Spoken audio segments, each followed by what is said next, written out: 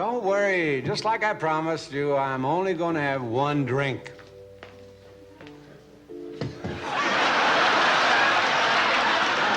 I'll see you later. Everyone thought Dean Martin was always pretending to be drunk, but one TV show revealed it wasn't just an act. When someone asked, "How'd all these people get in your room?" it became clear there was more to his story. After losing his son in a plane crash, Dean started drinking a lot. He said, "Honestly, I feel sorry for people who don't drink. When you wake up in the morning, that's as good as you're gonna feel all day." During this live show, he struggled to stand. His usual charm faded, showing a man in deep pain. The producers wanted to go to a commercial, but Dean kept talking. When asked, "Tell us what we don't know about Dean Martin," he replied, "Well, that drinking act? Yeah, it was just a gimmick." What he said next shocked the audience into silence. The smooth singer was gone, replaced by someone using alcohol to escape his deep sadness. It was one of the most heartbreaking moments in television history. Dino's humble beginnings, immigrant struggles in Steubenville. Dino Paul Crocetti was born on June 7, 1917, in a small two-room apartment above a shoemaker's shop in Steubenville, Ohio. His parents, Gaetano and Angela, were Italian immigrants working hard to get by. Dad worked long hours as a barber for $18 a week, while Mom cleaned floors and did laundry to pay the bills. They didn't have indoor plumbing and had to carry water from outside. They shared an outhouse with 3 other families. Their meals were simple: bread, pasta, and some vegetables from a small garden. Dino didn't speak any English until he was 5. At school, kids teased him about his thick accent. His older brother helped him translate in class. Dino often felt out of place. By age 13, he decided school wasn't for him. He dropped out after 10th grade to find work. He got straight into hustling, sneaking bootleg whiskey across the Ohio River at night for 50 cents each trip. At 14, he took bets for local bookies, chasing steelworkers who would bet their paychecks. He also polished shoes at the country club, stocked shelves, pumped gas, and delivered newspapers early in the morning. At 15, he lied about his age to get a night job at a steel mill, earning $1.25 an hour. He worked hard for little pay and was often exhausted. It's no surprise he later adopted "Easy Does It" as his motto. He knew tough times. He also started boxing. At age 15, he fought under the name Kid Crochet in small boxing venues in Ohio. From 1932 to 1936, he had 36 fights, winning 25 and losing 11. A strong punch once broke his nose. He fought without hand wraps, so his knuckles were often injured. One match left him with a scar on his lip and reduced feeling around his mouth. That unique smile he later became known for came from his boxing days. He often joked about his record. "I only lost 11, but every fight left me injured in some way." In 1936, during a tough match at Steubenville Memorial Auditorium, 19-year-old Dino took a dirty punch to the head and collapsed.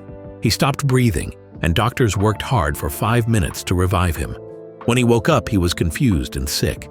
After 3 days in the hospital with a severe concussion, the doctor warned him that another hit to the head could be fatal. The bill was $470, which his family couldn't afford. That was the end of his boxing career. From then on, Dino focused on singing instead. From shady clubs to mob connections, Dean's early singing gigs. By 1934, 17-year-old Dino was performing at dive bars in Steubenville and working as a dealer at the Rex cigar store, which was a front for the local mob. He earned $30 a week as a croupier and sang to help calm frustrated gamblers. In 1935, bandleader Ernie McKay hired him for $75 a week, allowing him to perform at venues such as the Walker House. By 1938, Dino was broke and living in a rundown apartment with singer Sonny King. They organized bare-knuckle fights to make money until they got evicted. In 1940, Cleveland bandleader Sammy Watkins offered him $200 a week, but Dino changed his name to Dean Martin to sound better.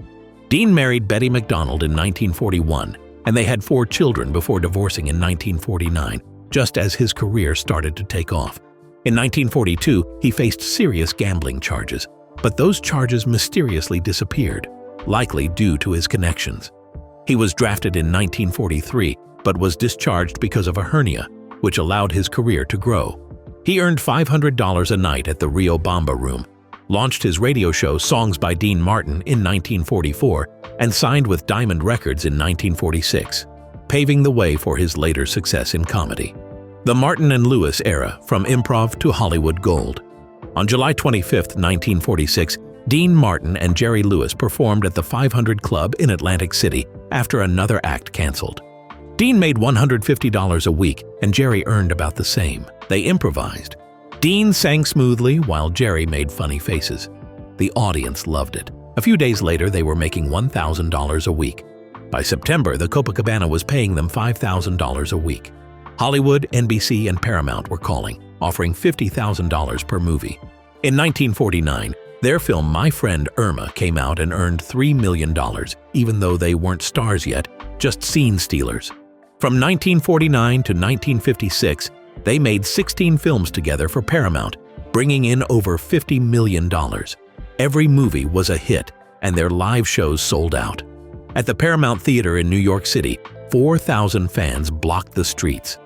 Dean made them laugh, then melted their hearts with That's Amore in The Caddy, which peaked at number 2 on the Billboard Hot 100 for 10 weeks in 1953 and sold 2 million copies. He earned his first gold record at 36, and that song became his signature tune. However, problems arose. Jerry became the loud, demanding one, and Dean became the overlooked straight man. By 1952, they were each earning over $1 million a year. On the Colgate Comedy Hour, they made $40,000 per episode, but tensions grew. In 1954, during a fight in Las Vegas, Jerry got upset with Dean for taking the spotlight. Dean left, but Jerry grabbed him and hit him, requiring stitches. They still went on with the next show. In 1956, they officially split. On July 24th, they held a press conference to announce their breakup. Their last film, Hollywood or Bust, earned $3 million. They had been the kings of comedy for a decade, but left quietly. Solo success hits, Rat Pack, and the drunk persona. After Jerry left in 1956, many thought Dean's career was over. He had been solo and lacked the excitement of their duo. Months before the split, he released Memories Are Made of This, which became a big hit, topping the charts for 5 weeks and selling over 3 million copies. This success showed that Dean could be a strong singer on his own. He gained more popularity with songs like Sway and Inamorata. His relaxed and smooth style won fans, especially in places like Las Vegas and New York City. By 1962, Frank Sinatra had signed him to Reprise Records, where Dean could fully explore his music. He released over 40 albums and made a lot of money while keeping creative control.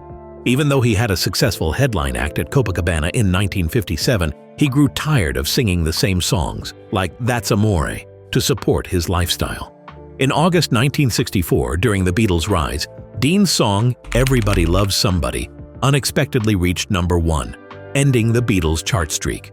Dean faced some difficulties, like an IRS raid in 1958 over hidden royalties. However, he turned this challenge into an opportunity by starting Dino Cigarettes. He also succeeded as an actor. In 1959, he starred in Rio Bravo, which received critical praise. His acting career continued with Ocean's 11 and other films. He even received a Golden Globe nomination for Who's That Lady? By 1965, with the start of The Dean Martin Show on NBC, he became a popular television figure. His easygoing persona won over many viewers, and he secured a significant contract renewal. Off-screen, Dean had 2 marriages and was known for his affairs, though his second wife remained supportive after their divorce. The Matt Helm Spy films and Hollywood Heights. In February 1966, Dean Martin made his film debut as retired spy Matt Helm in The Silencers. This movie humorously mimicked the James Bond films and became a big success, earning $16.3 million and turning Dean into a movie franchise star. Fans enjoyed his laid-back style as he balanced romantic interests, including Stella Stevens and Senta Berger, while saving the world. Columbia Pictures quickly released a sequel, Murderer's Row, just 10 months later, in December 1966. This film ranked among the top 11 box office hits that year. Dean continued the series with The Ambushers in 1967 and The Wrecking Crew in 1968, in which Sharon Tate shone in what many consider her best role, even training with Bruce Lee in martial arts. Tragedy struck on August 9, 1969, when the Manson family murdered Sharon. Dean was heartbroken. She was more than a co-star. She was a friend. He chose not to make the 5th Matt Helm movie, The Ravagers, even though it had been approved. Columbia retaliated by cutting his earnings from Murderers Row, but Dean stood his ground. He was done with Matt Helm. In 1970, Dean starred in Airport 70, which became a global hit, earning $128 million on a $10 million budget. It became one of Universal's top films, even outdoing Spartacus. The movie received 9 Oscar nominations, including Best Picture. Dean continued his success with Something Big in 1971, where he played an outlaw who kidnaps a woman to trade for a Gatling gun. This film was shot in Durango, Mexico. While it was enjoyable, it marked Dean's last significant leading role. After that, he moved to TV specials and minor cameo roles that paid well and were less stressful. The roasts, reunions, and tragedy. Dean's later years. In the 1970s, television became popular again, especially with the Dean Martin Show's roast specials, which began in 1973. Over 10 years, the show roasted 54 stars in a relaxed style that matched Dean's humor. During this successful period, Dean's personal life changed. In April 1973, he married 23-year-old Catherine Hahn after divorcing Jean, but they divorced quietly in 1976. Dean had 8 children from 3 marriages and a close relationship with his son, Dino Jr. Dino Paul Jr. was born on November 17, 1951. He acted in the 1979 film Players and later pursued an aviation career, joining the Air Force in 1981. Sadly, he died in a plane crash during a snowstorm on March 21, 1987, while flying an F-4C Phantom. Dean's public image as a drunk was not accurate. After Dino's death, he turned to alcohol and withdrew from public life. In 1988, he briefly joined a reunion tour with Sinatra and Davis Jr., but left because of his grief. His health worsened in the 1990s, and in 1993, he was diagnosed with lung cancer. He chose not to have treatment, seeking peace instead. Dean died on December 25, 1995, from acute respiratory failure at the age of 78. His funeral at Good Shepherd Catholic Church had around 200 attendees, including Jerry Lewis, who spoke fondly of him. After his death, people learned that Dean was a savvy investor, and his estate was worth $30 million. His playful image hid a wise and forward-thinking person.